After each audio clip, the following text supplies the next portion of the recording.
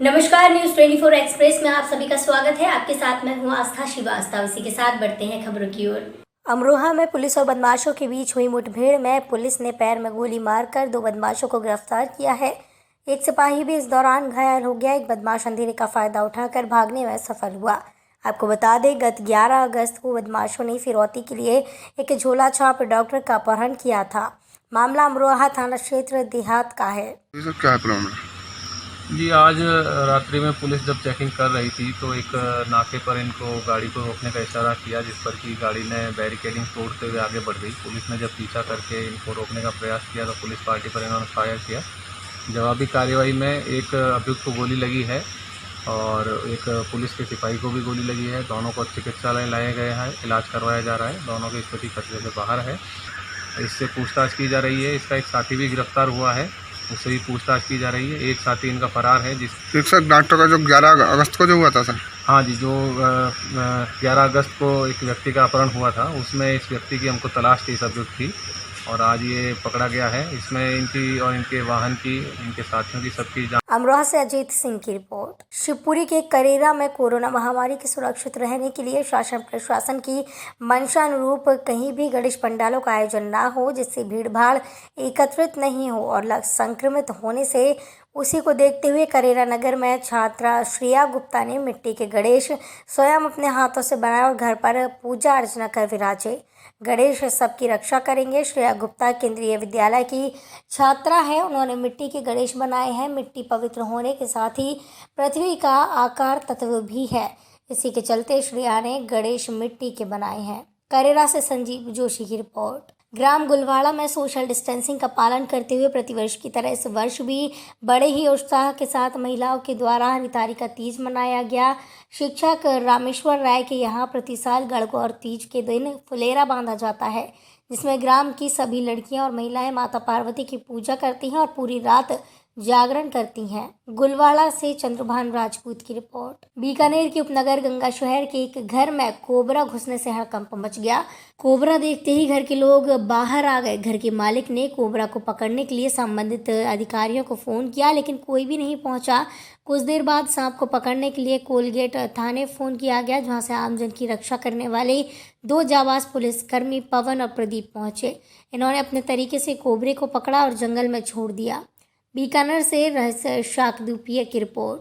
राज्य विधिक सेवा प्राधिकरण जयपुर और जिला विधिक सेवा प्राधिकरण जिलाध्यक्ष और सेशन न्यायाधीश बलजीत सिंह के निर्देश के अनुसार वृक्षारोपण महाअभियान के तहत सचिव जिला विधिक सेवा प्राधिकरण सचिव राजेश कुमार दड़िया राजकीय माध्यमिक विद्यालय पोटी भवन में वृक्षारोपण किया गया। इस दौरान विद्यालय परिसर में प्रधानाचार्य महावीर प्रसाद, हरिराम नैन, प्रभुदयाल सैनी, भास्कर, सुनील भाकर, अनिल शर्मा, हरिराम कसवा जैसे कई लोग मौजूद रहे और वृक्षारोपण किया। आज वृक्षारोपण महाअभियान के तहत चूरू जिले के पोटी गांव के राजकीय प्राथमिक विद्यालय में वृक्षारोपण का कार्यक्रम रखा गया था, जिसमें विद्यालय के सभी शिक्षकगण मौजूद हैं और गांव की युवा बच्चों की एक टीम मौजूद है। हमने यहाँ आज 25 वृक्षों को स्थापित किया है और सभी बच्चों को वृक्षों को पालने का सभी टीचर्सगण ने संकल्प लिया है। मैं वृक्षों को नष्ट होने से बचाने हेतु पूर्ण प्रयास करूंगा। यदि कोई वृक्षों की कटाई करता है तो मैं उसके विरुद्ध पुलिस विभाग, वन विभाग को सूचना प्रदान करूंगा। जय हिंद। चूरू से महेंद्र सोनी की रिपोर्ट। देवास जिले में रात भर अनवरत बारिश होती रही, जिसकी वजह से कई इलाकों में जलजमाव की स्थिति बन गई। जिले भर में इस वक्त नदी नाले उफान पर हैं। जिला प्रशासन ने बाढ़ के नियंत्रण कक्ष स्थापित किए। नियंत्रण कक्ष का हेल्पलाइन नंबर 07272226000 है। इस नंबर से जिले भर के लोग बाढ़ से संबंधित जानकारी दे सकते हैं। देवास से न्यूज 24 एक्सप्रेस के लिए ब्यूरो रिपोर्ट। पंचायत समिति सभागार में सांसद राहुल कस्बा के निर्देश के अनुसार चल रही किसानों की जन समस्याओं की सुनवाई में एसबीआई कंपनी के अधिकारियों ने 1239 किसानों की समस्याओं का समाधान किया। जिला परिषद सदस्य कुलदीप पूनिया ने बताया कि कंपनी के अधिकारी अनिल कुमार और अनुज कुमार ने 17 अगस्त से शुक्रवार से चली जन सुनवाई में 1239 किसानों की समस्याएं सुने, जिनका समाधान किया जा चुका है। यह कंपनी भारत सरकार के द्वारा दिशा की एक कमेटी होती है, जिसको हम हिंदी में जिला निगरानी एवं समिति बोलते हैं। उसका मुखिया यहाँ का चूरू जिले का सांसद राहुल कस्बा है। राहुल कस्बा के दिशा निर्देश पे 11 अगस्त को मीटिंग हुई थी। उस मीटिंग के अंदर राहुल कस्बा ने प्रत्येक पंचायत समिति स्तर पर ये किसानों की समस्या के समाधान के लिए कैंप लगाने की स्वीकृति प्रदान की थी। ये काम इंश्योरेंस कंपनी का है। इंश्योरेंस कंपनी के पास 17 तारीख से लेके आज तक सादुलपुर पंचायत समिति में 1239 किसानों की समस्याएं आई हैं और दोषी बैंक वालों के खिलाफ कोई ना कार्रवाई होगी, इसका निश्चित रूप से सांसद कस्बा ने हमें विश्वास दिलाया है। कंपनी के प्रतिनिधि अनिल कुमार।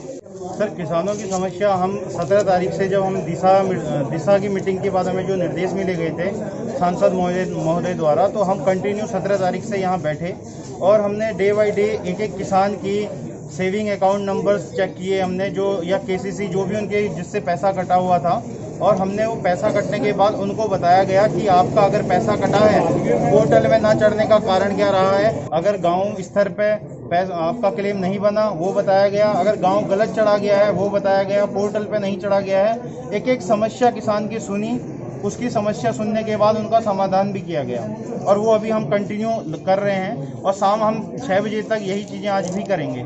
सादुलपुर से नवीन चांगड़ की रिपोर्ट। सालासर बालाजी धाम के लक्ष्मी नारायण पुजारी के सानिध्य में दवा वितरण कार्यक्रमों की कड़ी में आज रेवासा धाम के स्वामी राघवाचार्य वेदांती अग्रपीठाशीष के नेतृत्व में 1000 जरूरतमंद लोगों के लिए इम्यूनिटी पावर बढ़ाने वाली होम्योपैथी दवा का निःशुल्क वितरण किया गया। होम्योपैथी दवा का वितरण शुरू हुआ है। इसमें विष्णु पुजारी ने बताया कि 1000 जरूरतमंद लोगों के साथ अब तक विभिन्न स्थानों पर 30,000 से ज़्यादा जरूरतमंद लोगों की दवा का वितरण किया जा चुका है। 2 माह पहले से निस्वार्थ भाव से इस सेवा में लगे हुए हैं। सालासर धाम के श्री लक्ष्मीनारायण पुजारी जी के सुपुत्र श्री विष्णु पुजारी जी के कोरोना की इस महामारी के भीषण कराल काल में लगभग 30,000 लोगों को होम्योपैथिक की दवा के माध्यम से रोग प्रतिरोधक शक्ति को बढ़ाने के लिए इन पुजारी परिवार को मैं बहुत बहुत मंगल कामनाएं समर्पित करता हूं। इस तरह के प्रयोग से निश्चित रूप से पीड़ित मानवता का बहुत बड़ा लाभ होगा और ऐसा काम व्यक्ति को करना ही चाहिए। मैं इस काम के लिए बहुत बहुत धन्यवाद देता हूँ। सीकर से संवाददाता पप्पू लाल शर्मा की रिपोर्ट। मुजफ्फरनगर के बगरा विकास खंड के छतेला गांव का मामला है, जहां सड़क की हालत खस्ताहाल बनी हुई है, जहां से जरा सी बारिश होते ही पानी की निकासी नहीं होने की वजह से सड़क में पानी भर जाता है और सड़क से निकलना भी दूभर हो जाता है। ग्रामीण कई बार इसकी शिकायत कर चुके हैं, लेकिन कोई भी अधिकारी सुध नहीं लेने पहुंचा। क्या नाम है आपका? मेरा नाम जियाउल हक है। गाँव कौन सा है? गाँव छतेला का रहने वाला हूँ। अच्छा, रास्ते का क्या मामला है? इस रास्ते का मामला है कि रास्ता इस पर खड़ंजा लगा हुआ था, पहले से अच्छा रास्ता था, इसको उखाड़ दिया। अब इसका ये फाइनल नहीं है, ये रास्ता बनेगा कब। जो तकलीफ हमें अब हो रही है, इससे पहले में तकलीफ नहीं थी। किस तरह की परेशानियों का सामना करना पड़ रहा है रास्ते? परेशानियों का सामना करना पड़ रहा है। जरा सी बारिश हो जाती है तो हमारे बच्चे 1-1 फुट गारे में धस जाते हैं। अब ये हमको नहीं पता है किसने फाड़ा है। सिक्योरिटी साहब से हमने कहा आपने इसका प्रस्ताव किया है क्या, तो सिक्योरिटी साहब ने कहा मैंने तो इसका कोई प्रस्ताव नहीं किया है। मुजफ्फरनगर से सैयद सलमान की रिपोर्ट। चूरू में कार कंपनी ऑडी मोटर्स में 25 लोग एक साथ कोविड-19 से पॉजिटिव आए हैं। शुक्रवार को डीटीओ ऑफिस के पास लगभग विभिन्न संस्थाओं में 374 लोगों की सैंपलिंग ली गई थी। डॉक्टर शशांक चौधरी ने बताया कि सैंपलिंग लेने के बाद मेडिकल कॉलेज में भेज दी गई है।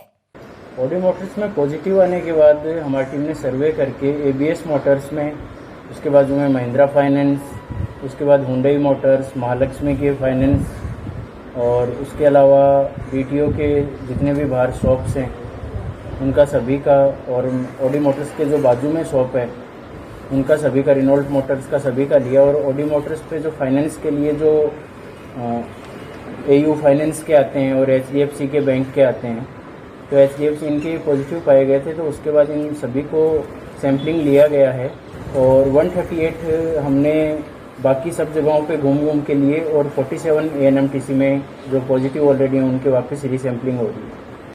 चूरू से महेंद्र सोनी की रिपोर्ट। न्यूज़ 24 एक्सप्रेस में फिलहाल इतना ही। मुझे दीजिए इजाजत। नमस्कार।